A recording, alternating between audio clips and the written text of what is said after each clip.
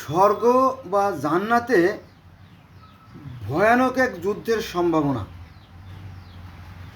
লক্ষ্য করছি। কারণ কি জানেন, যুদ্ধ অলরেডি এর আগে বহুবার হয়ে গেছে। এই যুদ্ধের কাহিনী আছে ইসলাম ধর্মে, এই যুদ্ধের কাহিনী আছে ইহুদি ধর্মে, এই যুদ্ধের কাহিনী আছে খ্রিস্টান ধর্মে, এই যুদ্ধের কাহিনী আছে গ্রিক ধর্মে, এই যুদ্ধের কাহিনী আছে সনাতন ধর্মে। হ্যাঁ, তো এই আশঙ্কাকে আপনি উড়িয়ে দিতে পারেন না। কেন উড়িয়ে দিতে পারেন না? কারণ যে যত বড় মূর্খ সে তত বড় ধার্মিক। এই মূর্খের সংখ্যা ধর্মে সবচেয়ে বেশি। তার বাস্তব প্রমাণ, এই ধর্ম নিয়ে পৃথিবীতে সবচেয়ে বেশি যুদ্ধ হয়েছে এবং এখনও হচ্ছে। অতএব যুদ্ধ নিশ্চিত। আপনি প্রস্তুত থাকেন, আপনার অস্ত্রশস্ত্র নিয়ে যুদ্ধে আপনাকে ঝাঁপিয়ে পড়তেই হবে। যুদ্ধ ছাড়া জান্নাতে যেতে পারবেন না। চলে মূল কথা আসি। ইসলাম ধর্ম যেহেতু সর্বনবীন, এখান থেকে শুরু করি। ইসলাম ধর্মে আল্লাহ পাক অনেক সুন্দর করে একটা বাগান তৈরি করেন, জান্নাতের বাগান। সেখানে আদম হাওয়াকে বললো যে তোমরা এখানে শান্তিতে বসবাস করতে থাকো, সুন্দর। কিন্তু সেখানে একবার সাপ ঢুকে গেল। সাপ ঢুকে গেল। সাপ ঢুকে যাওয়ার পরে মৌরও সাপ বানালো, মানে শয়তান বানালো, তারে কুমন্ত্রণা দিল। মৌরও কিন্তু সাপের সাথে যোগ দিল। সেখানে আবার ইবলিশ শয়তান ঢুকে গেল। ইবলিশ শয়তান ঢুকে যাওয়ার পরে আবার হাওয়াকে প্রচলনা দিয়ে হাওয়াকে আবার সেই শয়তানের সাপের দলভুক্ত করলো। তারপরে আবার মৌরকেও দলভুক্ত করলো, ইবলিশ শয়তানকেও দলভুক্ত করলো, মানে সব শয়তানের দল চলে গেল। বুঝতে গেছে? তো শয়তানের বিরাট এক বাহিনী তৈরি হলো। আর শয়তানের এত ক্ষমতা, শয়তানরে কিন্তু আল্লাহর কাছে যাওয়া লাগে না। কারণ কি জানেন, শয়তানের যে দুটো রান, একটা রানে হচ্ছে পুলিঙ্গ, একটা রানে হচ্ছে স্ত্রীলিঙ্গ। শয়তান নিজেই কিন্তু মানুষ তৈরি করতে পারে। এবং শয়তানের সাথে আল্লাহর একটা পাল্লা হয়ে গেল যে আমি তোমাকে দেখে নেব, মানে শয়তান, ইবলিশ শয়তান। তো ইবলিশ শয়তান মানুষ নিজেই তৈরি করে, মানে শুধু নিজের রান দিয়ে, মানে যেহেতু এক নারে নারী আর এক নারে পুরুষ, তো উনি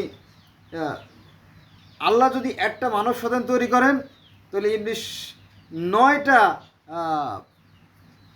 শয়তানের বাচ্চা তৈরি করেন। এই ইতিহাস আছে। আপনার আলোর জগৎ একটা চ্যানেল আছে, ওখানে গেলে আপনারা এই ইবলিশ শয়তানের যে আছে বংশ তালিকা, ইবলিশ শয়তানের বাপের নাম কি, ইবলিশ শয়তানের মার নাম কি, ইবলিশ শয়তানের বউয়ের নাম কি, ইবলিশ শয়তানের মেয়ের নাম কি, অন্য অন্য ইবলিশ শয়তানের 14 গোষ্ঠীর নাম সেখানে আপনারা পেয়ে যাবেন যদি আপনি দেখেন।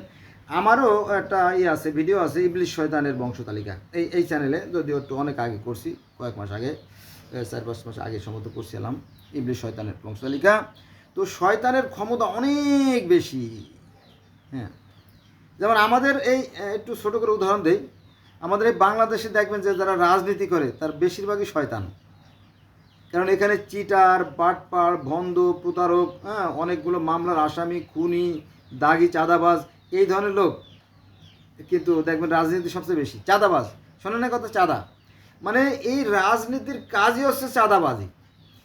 আপনার এই ব্যাডের টাকা, ট্যাক্সের টাকা, তারপরে চাঁদার টাকা, এইটা হচ্ছে এদের মূল উৎস। এটা নিয়ে ওরা করে ওই উন্নয়নের নামে কিছু দেখায়। মনে করেন 100 টাকার উন্নয়ন করলে তার 90 টাকা খেয়ে ফেলে বা 80 টাকা খেয়ে ফেলে, আর ওই 10 টাকার উন্নয়ন করে আর কি। কথা বললে তার কল্লা থাকে না। ঠিক আছে, এলো বিষয়। যাক, মূল কথা আসি। তো আমরা দেখলাম যে ইসলাম ধর্মের কোরআনে সূরা আল বাকারায় এই কাহিনী কিন্তু আছে যে আবার আল্লাহর সাথেও কিন্তু ইবলিশ শয়তানের হাতাহাতি হয় নাই, কিন্তু দ্বন্দ্ব হয়েছিল, প্রচণ্ড দ্বন্দ্ব। দেখেন গন্ধব খাইছে কিনা ইবলিশ শয়তান।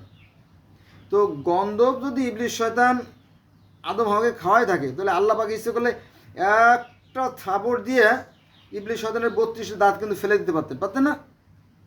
পারতেন। একটা থাপড়, এক ঠাস করে থাপড় দেবে, দাঁত দেখবো এক পাটি দাঁত পড়ে গেছে, কিন্তু আল্লাহ পাক সেটা করেন নাই। না করে তারা আরো প্রমোশন দেয়, যা তোরে আমি আদমের পিছে লাগাই দিলাম কিয়ামত পর্যন্ত। তো আদম কি দোষটা করলো যে আদমের পিছে লাগাই দিতে হবে?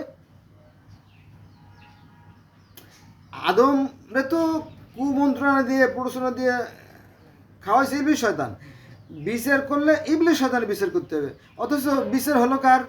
আদম হওয়ার। তাদেরকে সেই জান্নাত থেকে বের করে দিলেন। এটা কেমন একটা ব্যাপার না?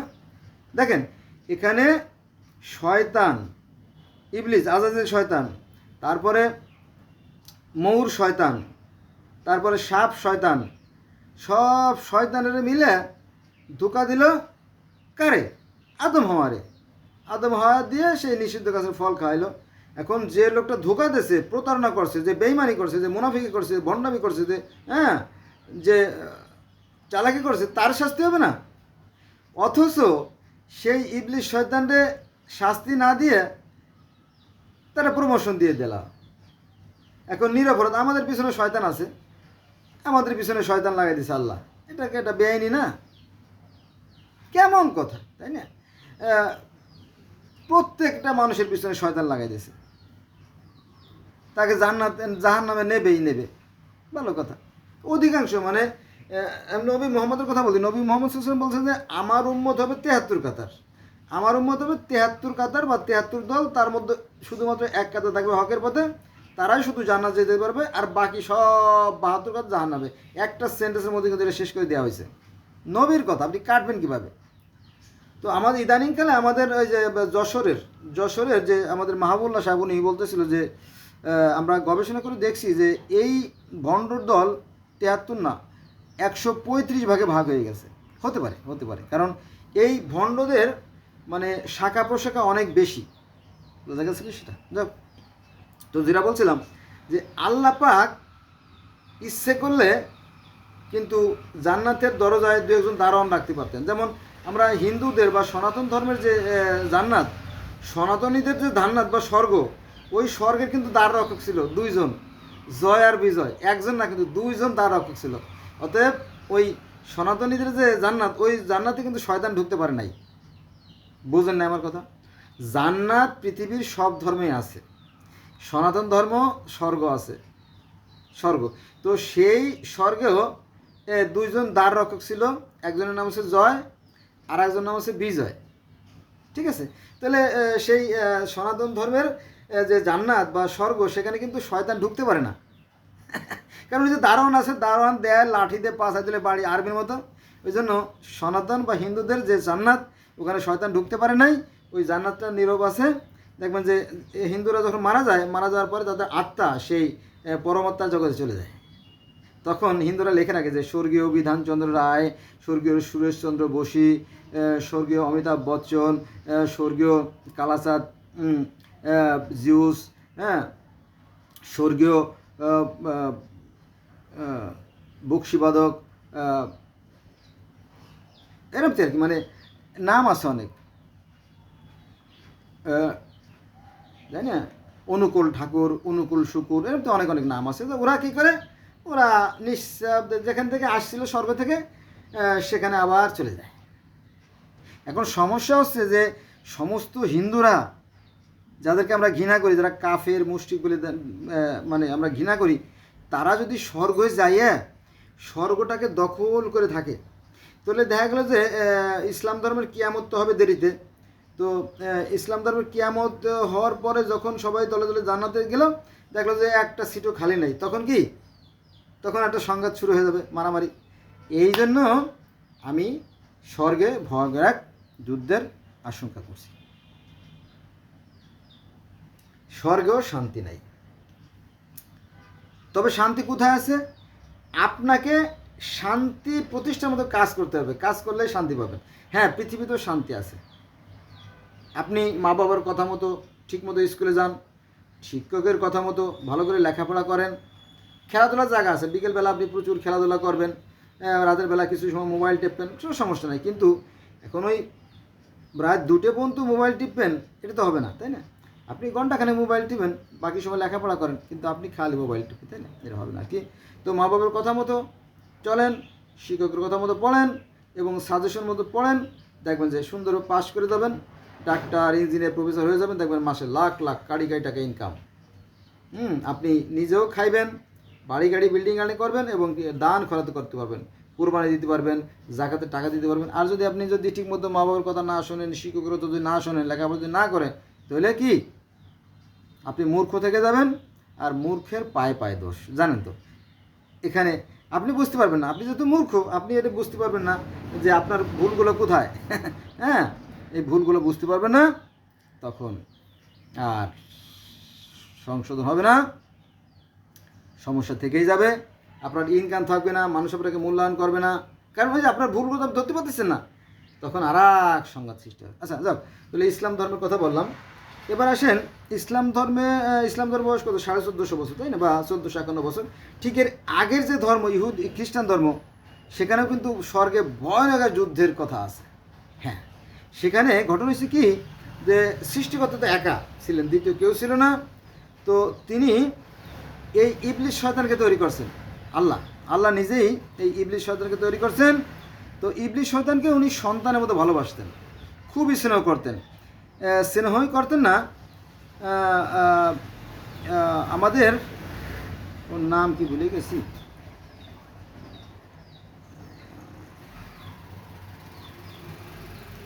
পবন, ওই যে আমাদের একজন প্রেসিডেন্ট ছিল না, জিল্লুর রহমানের ছেলে পবন রে, ওই যে বেশ বড় একটা পোস্ট দিল না, তো ওর বিরুদ্ধে প্রকাশ্যে মিডিয়ায় কোনো বদনাম বা পত্রিকায় কোনো বদনাম আসতে পারে না, কিন্তু ওনার বিরুদ্ধে অনেক অভিযোগ আছে। যাক, তো ওরকমটি আল্লাহ পাক যখন ইবলিস শয়তানকে তৈরি করলো, ইবলিস শয়তানকে তৈরি করার পরে আস্তে আস্তে ইবলিসকে অনেকগুলো প্রমোশন দেওয়া হলো, ধাপে ধাপে ধাপে প্রমোশন দিতে দিতে তাকে বানানো হলো সমস্ত ফেরেশতাদের সর্দার। কাকে? ইবলিস শয়তানকে। এই কাহিনী আপনার ইসে আছে, খ্রিস্টান ধর্মে আছে, বাইবেলে আছে।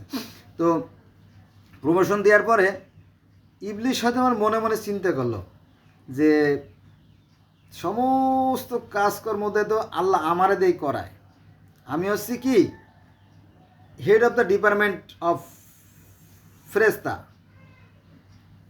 তো উনার অবর্তমানে উনি যদি মারা যায়, আল্লাহ মাফ করুক, আল্লাহ যদি মারা যায় বা উনি যদি অসুস্থ থাকে, তাহলে তো আমি হয়ে যাব সৃষ্টিকর্তা, বা আমি হয়ে যাব আল্লাহ, বা আমি হয়ে যাব ভগবান, আমি হয়ে যাব গড, তাই না? এরকম একটা মানে ধারণার ভিতরে পোষণ করলে চামচা তো আছে, জানেন তো, সব জায়গায় চামচা আছে, রাজনীতিতে চামচার সংখ্যা বেশি আর কি, পাঁচাটা কুত্তা যেগুলো আর কি। তো ওরকম পাঁচাটা কিছু ফেরেশতা আছে, ওরা আবার ওই ইবলিসের সাথে অর্থাৎ আজাজেলের সাথে যোগ দিল। তো আজাজের সাথে যোগ দিলে পরে ফেরেশতার মধ্যে দুটো গ্রুপ হয়ে গেল। একটা গ্রুপের প্রধান হচ্ছে এটা মিকাইল,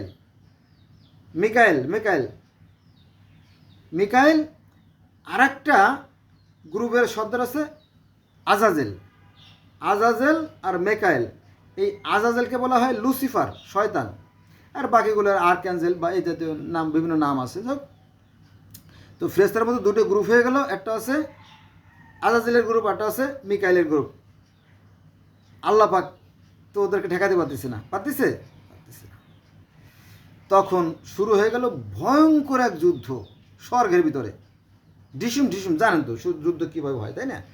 এই যুদ্ধ ওরা ওই মানে বজ্র, এই যে আকাশে মেঘে বজ্র চলে না, বজ্র ড্রোনের মতো মারে, হ্যাঁ, স্কাট ক্ষেপণাস্ত্রের মতো মারে, হ্যাঁ, পারমাণবিক বোমার মতো মারে, হ্যাঁ, এভাবে ফেরেশতারা লাগিয়ে গেল যুদ্ধ। ওর আকাশে, মহাশূন্যের ভিতরে আকাশে মারে, এভাবে ফেরেশতাদের মধ্যে যুদ্ধ শুরু হয়ে গেল। আল্লাহ কি করবে? হায় অনেক সময় দেখেন না যে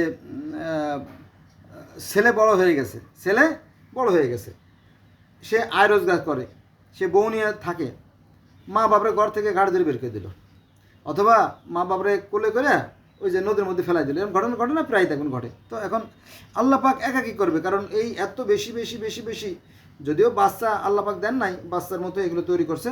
তো এরা এখন বিশাল দুই বাহিনী হয়ে গেছে, আজাজিলের এক বাহিনী আর মিকাইলের এক বাহিনী। এই দুই পক্ষের মধ্যে যুদ্ধ হয়, প্রচণ্ড যুদ্ধ।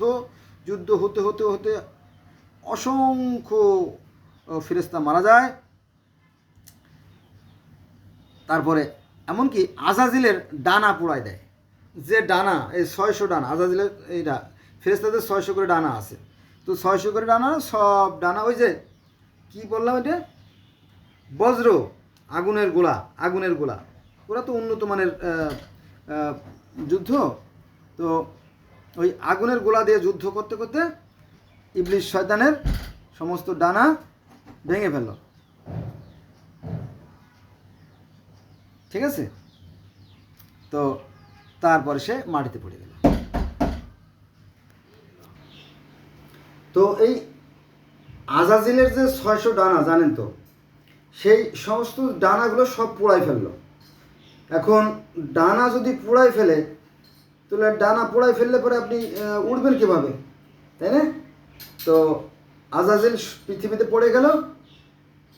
তারপরে তার অন্য সঙ্গীর সাথে যারা ছিল তাদেরকেও বন্দি করা হলো। অনেক কাহিনী, বিশাল কাহিনী, বন্দি করা হলো। এই তারপরে মিকাইল সেই ন্যায়ের পক্ষে রয়ে গেল। আর আজাজিল শয়তান যেহেতু এই আদমের কারণে, এই হাওয়ার কারণে তাকে স্বর্গচ্যুত হতে হলো এবং তাকে শাস্তি পেতে হলো। এখানে একটা কথা আছে যে আল্লাহ পাক তো ইচ্ছে করলে আজাজিলকে হত্যা করে ফেলতে পারতো, তাই না? পারতো না? পারতো। কিন্তু এখানে অনেকগুলো বর্ণনা আছে যে আজাজিল যে অপকর্মর কারণে, আজাজিল সৃষ্টিকর্তার অবাধ্য হওয়ার কারণে যে সে শাস্তিপ্রাপ্ত হলো, এই জন্য মানুষ এটা থেকে শিখবে, মানুষ এটা থেকে শিক্ষা গ্রহণ করবে এবং তারা অন্যায় কাজ থেকে বিরত হবে। এই জন্য আজাজিলকে হত্যা করা হয়নি। আজাজিল শয়তান বা ইবলিস শয়তান রয়ে গেছে, তাকে দেখে মানুষ কিয়ামত পর্যন্ত শিখবে যে অন্যায় করলে তার শাস্তি ভোগ করতে হবে। ক্লিয়ার?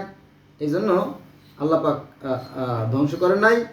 আর একটা জিনিস, সেটা হচ্ছে যে যেহেতু ফেরেশতারা নূরের তৈরি, নূর হচ্ছে এমন এক সত্তা, নূর হচ্ছে এমন এক বস্তু যেটার কোনো ধ্বংস হয় না, ধ্বংস করা যায় না। এটা ধ্বংস করা যায় না। ওই যে অপমানিত হয়, অপমান করা যায়, জানেন তো, তাই না? এটার বিষয় যেহেতু এই নূরটা হচ্ছে ঈশ্বরের একটা অলঙ্ঘনীয় সত্তা, যেটাকে বিলীন করা যায় না।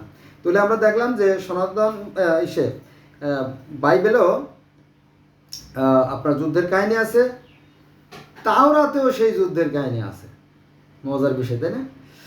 ঘটনা হচ্ছে কি যে সৃষ্টিকর্তা প্রথমে মাটি দিয়ে দুইজন মানুষ তৈরি করেন। প্রথম ফেরেশতা তো রয়ে গেল, ফেরেশতা কাহিনী তো বললামই। তো মাটি দিয়ে প্রথমে বানালো কাকে? অ্যাডামকে আর লিলিথকে মাটি দিয়ে তৈরি করলো। তো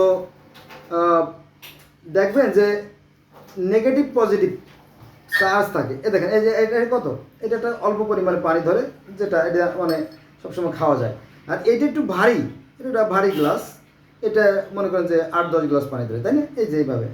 আবার এর চেয়ে ছোটো আছে, মনে করেন যে হাতের কাছে যা পাইলাম সেটা নিয়ে আসলে, এটা একটু ছোটো, এটা ছোটো, এটা একটু ছোটো, আর এইটার চেয়ে এটা একটু ছোটো, তাই না? এরকম বিষয়টা আর কি। তো সৃষ্টিকর্তা মাটি দিয়ে প্রথম মানব অ্যাডাম আর প্রথম মানবী লিলিথকে তৈরি করেন। এটা আছে আপনার ইহুদি তাল, হিব্রু তালমুদে, হিব্রু কথা বলতে গেলে দুটো কথা বলতে হয়, কারণ হিব্রু হচ্ছে একটা ভাষা, হিব্রু হচ্ছে ভাষা। এরা 22টা অক্ষরে ডান থেকে লেখার অভ্যাস করতো।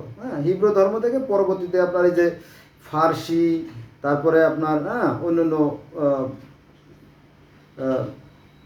উর্দু, এই জাতীয় ভাষার সৃষ্টি হয়েছে।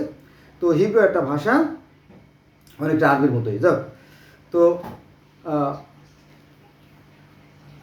এই হিব্রু যে হিব্রু বাইবেলে এই কাহিনীগুলো আছে, এই অ্যাডাম এবং লিলিথের কাহিনী আছে।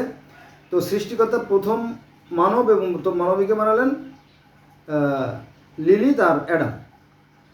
তো লিলিতকে একটু সুন্দর করে সৃষ্টি করছে। কেন সুন্দর করে সৃষ্টি করছে? যাতে অ্যাডামের আকর্ষণ তৈরি হয়, ফলে উভয়ের মধ্যে প্রেম, প্রীতি, ভালোবাসা, সোহাগ ইত্যাদি ইত্যাদির সৃষ্টি হয়। তারা যাতে মানে সঙ্গম করে, মিলন করে এবং তাদের মাধ্যমে নতুন প্রজন্মের সৃষ্টি হয়, এইভাবে সৃষ্টিকর্তা সৃষ্টি করছে। তো দেখা গেল যে লিলিত একটু বাড়াবাড়ি করে, কারণ লিলিতের নাই তো, লিলিতের দাড়ি নাই, লিলিতের মোষ নাই, লিলিতের গায়ে বড় বড় পশম নাই, লিলিতের বুকে যে পুরুষের যেমন ক্যাশ থাকে মানে পশম, সেই পশম নাই। লিলিতকে একটু সুন্দর করে, একটু মোলায়েম করে, একটু মোহনীয় করে, হ্যাঁ, শরীরের বিশেষ বিশেষ বিশেষ অঙ্গ, তাই না, শরীরের বিশেষ বিশেষ অংশে আকর্ষণীয়, হ্যাঁ, পেশি বহুল করে, তারপরে তো রাডার আছে, তাই না, রাডার, এগুলো তৈরি করছে। তো লিলিত মনে করলো ওর সর্বনাশ, আমারে বোধহয় অনেক সুন্দর করে সৃষ্টি করছে। আসলে এটা ভুল ছিল, কারণ তাকে যতই সুন্দর করে করুক, তাকে কিন্তু করা হয়েছে অ্যাডামের জন্য, গিফট হিসেবে।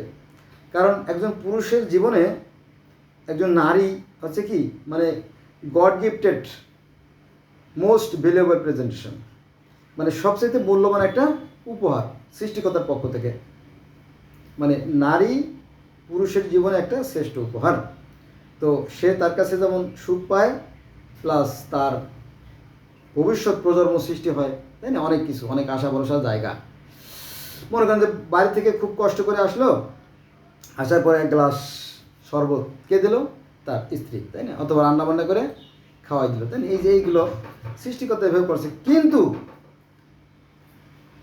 এই লিলিত অহংকার করলো, বলল যে না, আমি উপরেই থাকবো, আমি নিচে থাকবো না। এই নিয়ে উভয়ের মতো দ্বন্দ্ব হলো। এই দ্বন্দ্বটা আবার পৃথিবীর শত শত ধর্ম আছে, সেখানে যাব না। এই যে নারী পুরুষের দ্বন্দ্ব, এটা শত শত ধর্মে আছে, এটা জানেন। তো লিলিত বলল যে না, আমি নিচে থাকতে রাজি না, আমি উপরে থাকবো, কারণ আমি অনেক গুণে গুণান্বিত। অহংকার করলো, অহংকার করে সে রাগ করে চলে গেল, রাগ করে চলেই গেল। চলে গেলে অ্যাডাম সেই লা কে অর্থাৎ রাব্বি গডকে নালিশ করলো যে হে আল্লাহ, আপনি যে রমণী, যে নারী, যে ওমেনকে আমার কাছে পাঠিয়েছিলেন, সে তো চলে গেছে। এখন বিশাল এই পৃথিবী কোথায় খুঁজবে তাকে, তাই না, কোথায় খুঁজবে? পরে সৃষ্টিকর্তা ফেরেশতা পাঠাই দিলেন। কয়জন? 3 জন। সেলয়, শেষলা, সেমানবেল, 3 জন ফেরেশতাকে পাঠাই দিলেন যে যাও তো, কি হয়েছে ঘটনা, যে দেখে আসো তো।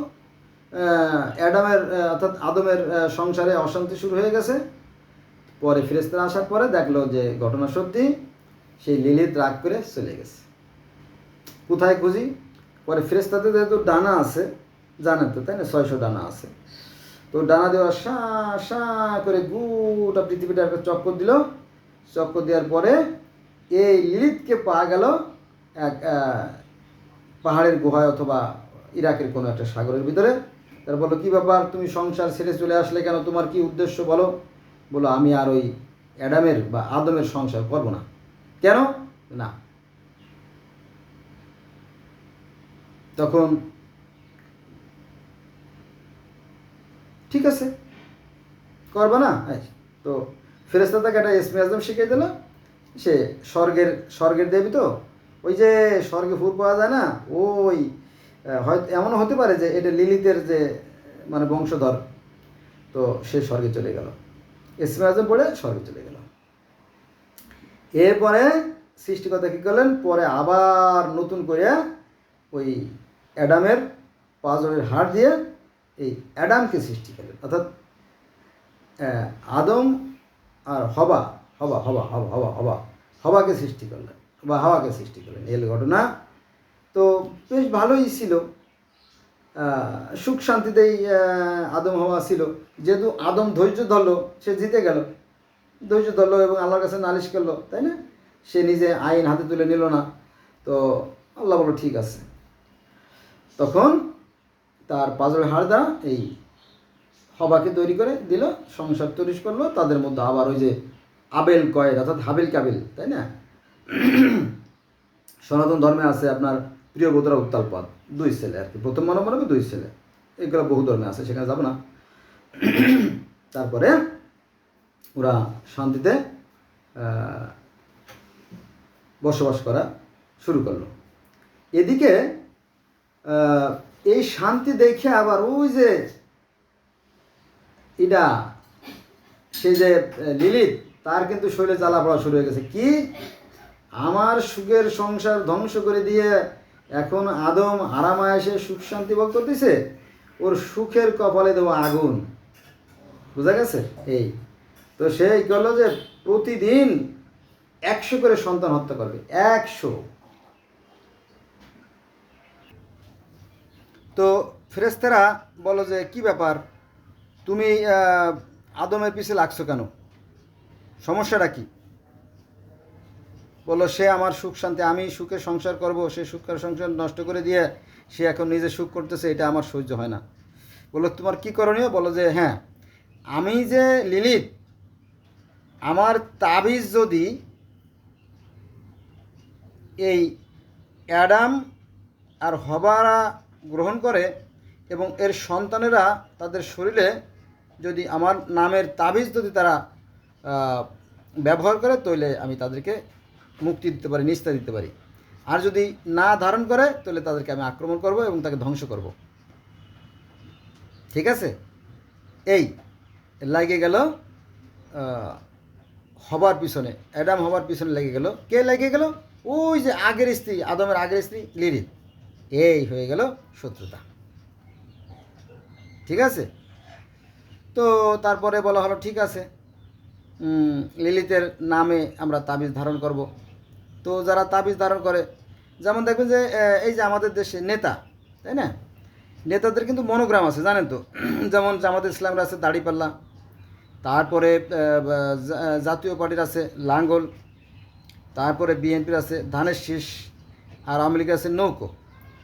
তো এই প্রতীক যারা ধারণ করবে এই ইসে এই এই পকেটের এইখানে এইখানে অথবা এইখানে, অথবা কপালে অথবা হাতে, তাই না?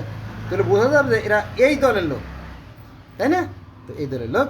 তো ওরকমটি যে লিলিতের নাম যে সমস্ত শিশুরা ধারণ করবে তাদেরকে সে ক্ষতি করবে না, অর্থাৎ শয়তানের দলে যারা যোগ দেবে, ওই যে লিলিত তো শয়তানের ভূমিকা এনেছে, তো যারা এই শয়তানের মনোগ্রাম ব্যবহার করবে তাদেরকে শয়তান ক্ষতি করবে না, মানে শয়তানের ক্ষতি করবে না, তার বংশ বাড়ানোর চেষ্টা করবে। আর যারা ধারণ করবে না তাদেরকে ক্ষতি করার চেষ্টা করবে। এই যে শয়তানের সাথে যে ভালোর সাথে মন্দের যে সংঘাত, এখান থেকে শুরু। তো এখানে একটা সংঘাত কি হয়েছিল, তাই না? এখনও সেই সংঘাতটা চলছে। তাহলে আমরা কোথায় কোথায় পাইলাম? ইসলাম ধর্মে পাইলাম যে সংঘাতের কাহিনী, খ্রিস্টান ধর্মে পাইলাম, আর ইহুদি ধর্ম পাইলাম। বাকি থাকলো গ্রিক ধর্ম এবং রোমান ধর্ম, সেখানেও যুদ্ধের কাহিনী আছে। সেখানেও এই টাইটানদের সাথে অলিম্পিয়ানদের বহু ধরনের মারাত্মক যুদ্ধ হয়েছে, এখনও সেই যুদ্ধ চলছে। ঠিক আছে? স্বর্গেও কিন্তু যুদ্ধ হয়েছিল আর কি, সেই কাহিনী আছে। তাহলে আমরা কয়টা ধর্ম পাইলাম? 1 নম্বরে ইসলাম ধর্ম, 2 নম্বরে ইহুদ ধর্ম, 3 নম্বরে খ্রিস্টান ধর্ম, 3টে ধর্ম। ওদিকে গ্রিক ধর্ম 4টা, আর যাক ইসলাম ধর্ম বোধ হয় 5টা, এরকম হবে। আর এই যুদ্ধের কাহিনী আরও বহু ধর্মে আছে, সেখানে যাব না। আমরা চলে যাব সনাতন ধর্মে। সনাতন ধর্মে স্বর্গরাজ্য দেখাশোনা করে কারা? অপ্সরা অর্থাৎ ফেরেশতারা বা দেবতারা। কিন্তু যেহেতু দেবতারা দীর্ঘদিন ধরে, কয় মিনিট হলো, ও বাবা অনেক হয়ে গেছে, 29 মিনিট। যেহেতু ফেরেশতারা দীর্ঘদিন ধরে, দেবতারা দীর্ঘদিন ধরে এই স্বর্গে আরাম আয়েসে ছিল। আরাম আয়েসে থাকলে কি হয় জানেন তো? শুধু খাইলে আর শুইলে, কোনো ভারী কাজ না করলে দেহটা ভারী হয়ে যায়, শরীরে চর্বি জমে যায়, ডায়াবেটিক্স, প্রেশার, শ্বাসকষ্ট, হাঁপানি না ধরে রোগ ব্যাধি জমে যায়, এরকম হয় না? Same to same, there is no difference between this story. একই ঘটনা ঘটে স্বর্গের বেলা। যেহেতু স্বর্গের দেবতারা কোনো কাম কাজ নাই, স্বর্গে শুধু আরাম আয় ভোগ করে আর সেই মান্না সালোয়া খায়। জানেন তো জান্নাতে স্বর্গে মান্না সালোয়া আছে, পাখির মাংস, তারপরে হুর গেলেমান, তাই না? অভাব নাই। তো দেবতারাও সেখানে আমোদ ফুর্তির কোনো অভাব নাই। হ্যাঁ, সারাদিন আমোদ ফুর্তির মধ্যে ডুবে থাকে আর খালি ঘুমায়। তো দীর্ঘদিন আরাম আয় ভোগ করতে করতে করতে করতে করতে করতে এই দেবতারা অর্থাৎ ফেরেশতারা অলস হয়ে গেল, কুঁড়ে হয়ে গেলে তারা আর কাজ বাজ ঠিক মতো করতে চায় না। তো এই সুযোগে যারা অসুর ছিল তারা চিন্তা করলো যে এই একটা মোক্ষম সময়, আমরা স্বর্গ দখল করব। অসুরেরা স্বর্গ দখল করবে। তো যে কথা সেই কাজ, ওরা স্বর্গ আক্রমণ করে বসলো। আর দেবতারা যেহেতু কুঁড়ে হয়ে গেছে, অলস হয়ে গেছে, হ্যাঁ, কারণ দীর্ঘদিন তো আরাম আয় ভোগ করতে করতে অলস হয়ে গেছে, তখন পালাবে কোথায়? সব দেবতারা পালায়ে, কেউ চলে গেল পাহাড়ে, কেউ চলে গেল নদীতে, কেউ চলে গেল জঙ্গলে। হ্যাঁ, সবাই পালায় চলে গেল। ক্লিয়ার? তো এই যে যে পালাই যাওয়ার ঘটনা, এই ঘটনা আবার দেবতারা তো খবর জানে, তাই না? যেমন মুহূর্তের খবর আমরা মোবাইল বা ল্যাপটপ অথবা কম্পিউটার বা অন্যভাবে লোক মারফত জানে, তাই না? ওর তো একই ঘটনা ঘটে। তো এই খবর চলে গেল ইন্দ্রের কাছে, মানে স্বর্গের যে দেবতা, ঘটনা করছে স্বর্গে, তাই না? তাহলে স্বর্গের যে প্রধান আছে, head of the department of heaven, স্বর্গের যে প্রধান দেবতা, তার কাছে চলে গেল যে খবর আছে। তো ওই খবর নিয়ে চলে গেল আবার ঈশ্বরের কাছে, ভগবানের কাছে, যিনি পরমেশ্বর, যার কোনো ক্ষয় লয় বিলীন ধ্বংস জন্ম মৃত্যু কিছু নাই। তার কাছে চলে গেল কে? স্বর্গের দেবতা ইন্দ্র মেসেজ নিয়ে, যে স্বর্গে যুদ্ধ লেগে গেছে, এই যুদ্ধ কীভাবে ঠেকাবো জানেন তো, তাই না? তো যেমন বিডিআর পিলখানায় যখন যুদ্ধ শুরু হয়ে গেল, তখন সাহারা খাতুন হোটেলে, যেখানে আপনার এসে আম্বালায় বসে মিটিং করলো যে কী সিদ্ধান্ত নেওয়া যায়, তাই না? এরকম ঠিক এরকম ঘটনা। তো ইন্দ্র চলে গেল ঈশ্বরের কাছে, তারপরে বলো যে স্বর্গে যে যুদ্ধ লাগছে, কী করা যায়? তখন ঈশ্বর আবার পরামর্শ দিল যে ই করো, ওই ক্ষীর সাগরে মন্থন উঠবে, ঢেউ উঠবে। তো ঢেউয়ের সৃষ্টি করো, তখন সেখানে অমৃত উঠবে, অমৃত। সেই অমৃত খেলে ওরা আবার ওদের যে আগের যে শক্তি, ওটা ফিরে পাবে। যেমন আমরা কোনো মামলা হলে উকিলের কাছে যাই, কোনো অসুখ হলে ডাক্তারের কাছে যাই, তাই না? কোনো ইলেকট্রিক সমস্যা হলে আমরা, তাই না, ইলেকট্রিক মিস্ত্রির কাছে যাই, তাই না? খাবারের সংকট হলে আমরা বাজারে যাই, মাছ মাংস, দুধ, ডিম, তরকারি, চাল, ডাল, তাই না? তো ডিপার্টমেন্ট আছে আলাদা। তো ওই ডিপার্টমেন্টে চলে গেল। আল্লাহ পাক যেহেতু সর্বশক্তিমান ঈশ্বর বা ভগবান, তিনি তো সব জানেন। তিনি পরে কী করলেন? তিনি বলে, আচ্ছা ঠিক আছে, ওই ক্ষীরসাগরে মন্থর উঠবে, আর ওই অমৃত খেলেই অমরত্ব লাভ করবে। তো সেই ক্ষীরসাগরে মন্থর উঠলো, এই লম্বা কাহিনী, সেখানে যাবো না, ভিডিও অনেক লম্বা হয়ে গেছে। তো তারপরে দেবতারা তো ক্ষমতায়, জানেন তো, তাই না? দেবতারা ক্ষমতায়, তারা তো মহা খুশি যে আমরা এই অমৃত খেয়ে আমরা অমরত্ব লাভ করব, অমৃত খেয়ে অমরত্ব লাভ করব। এই যেটা আমাদের ইসলাম ধর্মে বলা হয় আবে হায়াত, ওই মানে অমৃতকেই বলে আবে হায়াত, মানে একটু ভিন্ন করে নামে প্রকাশ করা হয়েছে, কিন্তু ঘটনা কিন্তু এক। যাই হোক, তো সেই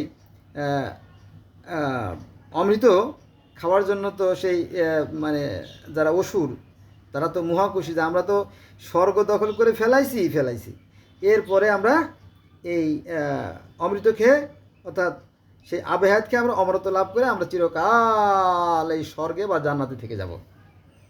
কিন্তু ঈশ্বরের উদ্দেশ্য তো ভিন্ন। তার যে উদ্দেশ্য, তার ব্যত্যয় ঘটে গেল না?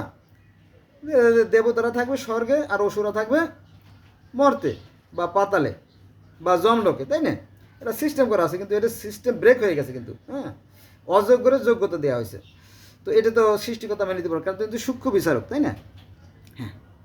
তো ওদিকে দেবতা তো মহা খুশি, ফেরেশতারা মহা খুশি যে আমরা অমৃত খাবো। আর এদিকে উনি মনে মনে সিদ্ধান্ত করে রাখছে যে ফেরেশতারা একটু ভুল করছে হয়তো, আর এটা তো আমারই দোষ, হলে আমারই হবে, কারণ ওদেরকে তো আমি আরামায়েশ করার জন্য স্বর্গে রাখছি, ওরা তো আরামায়েশ করবেই, তাই না? এটা তো দোষে কিছু না। যাক, এটা ভুল হয়ে গেছে, এটা সংশোধন করে দিতে হবে। ভুল করলে আল্লাহ ক্ষমা করেন, এটা কোরআনের কথা, কিন্তু কোরআনের কথা, বেদের কথা। তো কী করলো, এই অমৃত তো আর ওষুধের খাওয়াবেন না, খাওয়াইলে তো তার যে সিস্টেমের মানে ব্যত্যয় ঘটবে, মানে অনিয়ম হয়ে যাবে। তখন যে দেবী ছিল বলো, শোনো, একটা আনন্দ উৎসবের আয়োজন করো, আনন্দ উৎসবের আয়োজন করো।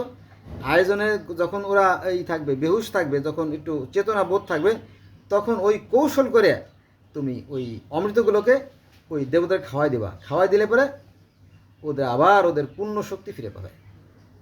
যে কথা সেই কাজ। সেই ক্ষীরসাগরে মন্থর উঠলো, আর মন্থর থেকে অমৃত তৈরি হলো। অমৃতগুলো যখন টেকনিক্যালি কিন্তু তো অসুররা তো মনে করছে আমরা খাবো, কিন্তু খাওয়াই দিল দেবতাদের, তখন ওরা আবার পূর্ণ শক্তি ফিরে পেল। শুরু হলো আবার যুদ্ধ। তখন ভাগ এখান থেকে, সবার কেটে সেটে সব বিদায় করে দিল। আবার স্বর্গের দেবতা স্বর্গে ফিরে গেল, আর অসুরেরা অসুরদের জায়গায় পড়ে গেল। ঠিক আছে? সৃষ্টিকর্তার বিধান অলঙ্ঘনীয়, এটা কেউ ব্যবসা করতে পারবে না। ঠিক আছে? তো স্বর্গে কিন্তু যুদ্ধ, আমি স্বর্গে যুদ্ধের কাহিনী বললাম, যে স্বর্গে যুদ্ধের কাহিনী এরকম পৃথিবীর আরও বহু বহু ধর্মে আছে, সেখানে যাব না যেহেতু অনেক লম্বা হয়ে গেছে ভিডিও। ঠিক আছে? তো এরপরে যে আবার স্বর্গে যুদ্ধ লাগবে না, এর কোনো নিশ্চয়তা নাই। কারণ কি জানেন, স্বর্গে যুদ্ধ লাগবে কেন, সেই কারণটা বলে আমি ভিডিও শেষ করব। সেটা হচ্ছে যে মুসলমানরা মনে করে যে কলেমা পড়লেই একদিন একদিন জানা ছেড়ে, মানে তারাই শুধু জানা যাবে, আর কেউ জানা যেতে পারবে না। খ্রিস্টান মনে করে আমরা আছি স্বয়ং ঈশ্বরের পুত্র, তার অনুসারী আমরাই শুধুমাত্র জানা যাব। আর ইহুদিরা মনে করে যে স্বয়ং ঈশ্বর আল্লাহ যিনি, তিনি স্বর্গ থেকে খোদাই করা পাথরে বানিয়ে এনে আমাদের নবী মোজেস, দ্যাটস মিন মুসা, আমরা যাকে মুসা বলি মুসলমানরা, ইহুদি খ্রিস্টান তাকে বলে মোজেস। তো তিনি হচ্ছে আমাদের আল্লাহর সবচেয়ে পছন্দের প্রিয়। আর তাওরাত সৃষ্টিকর্তা আমাদের নবী মুসার কাঁধে তুলে দিচ্ছেন, ওই যে পাথরে খোদাই করা বাণী। এটা কোরআনে আছে, কিন্তু দুইটা ফলকের কথা বলা আছে। তার মানে ইহুদিরা বলতেছে আমরাই একমাত্র সৃষ্টিকর্তার পছন্দের মানুষ, আর ওরা হচ্ছে অসুর, মুসলমানদেরকে বলে অসুর বলে তারা। আর হিন্দুরা মুসলমানদেরকে বলে মিলেচ্ছ, অপবিত্র, নোংরা বলে। ক্লিয়ার? এ হলো বিষয়। আর হিন্দুরা মনে করে যে স্বয়ং সৃষ্টিকর্তা আমাদের সাথে আছেন, এবং সৃষ্টিকর্তা মানুষের রূপ ধরে এসে পৃথিবীতে জীবন করা শিখে গেছে। অর্থাৎ কৃষ্ণের নির্দেশিত পথে চললে, অথবা রামের নির্দেশিত পথে চললে আমরা শতভাগ নিশ্চিত স্বর্গে চলে যাব। তার মানে কি, সবাই স্বর্গে চলে যেতে চায়। মুসলমানও স্বর্গে যেতে চায়, ইহুদিরাও স্বর্গে যেতে চায়, খ্রিস্টানরাও স্বর্গে যেতে চায়, হিন্দু বা সনাতনীও স্বর্গে যেতে চায়। আর বুদ্ধরা বলছে আমরা কি দোষ করছি, আমরা তো একেবারে নিষ্পাপ নিষ্কলঙ্ক, আমরা কোনো প্রাণী হত্যা করি না, জীবে প্রেম করে যেই জন সেই জন সে বিষয়। এটা কোরআনের কথা, কিন্তু কোরআন আল্লাহ বলছে যে আমার সৃষ্টিকে ভালোবাসে আমি তাকে ভালোবাসি, তো আমরা তাকে সৃষ্টিকে ভালোবাসি, তো আমরা সবার আগে জানা যাব। মানে এটা হচ্ছে বৌদ্ধদের কথা, তাই না? তাহলে সবাই জান্নাতে যদি যেতে চায়, তখন আমার মনে হয় যে সেখানে একটা বড় সড়ো একটা ভয়ঙ্কর, মানে যে সমস্ত যুদ্ধের আগে হয়ে গেছে তার চেয়ে বড় ধরনের যুদ্ধের আশঙ্কা রয়ে গেছে। এই জন্য সাবধান থাকবেন, ভালো থাকবেন। ধন্যবাদ সবাইকে।